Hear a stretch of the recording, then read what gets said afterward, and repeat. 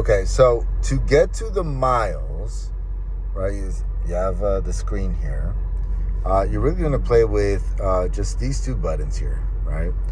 You're going to hit that button first, and there's like a little home icon, or it's a back button. You're going to hit that.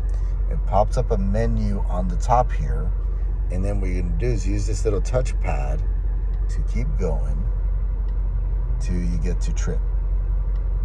Once you get to trip, you hit the button again, that same touch button. You hit it. Oh yeah, but here, let me scroll down. That's where you go to the miles. And that's on the sport setting.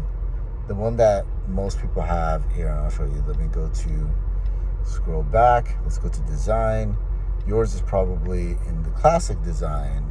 And then what you're gonna do is go back again, scroll over, go to trip, and then you scroll up and down. So you use this to scroll down, and then you'll see your miles there.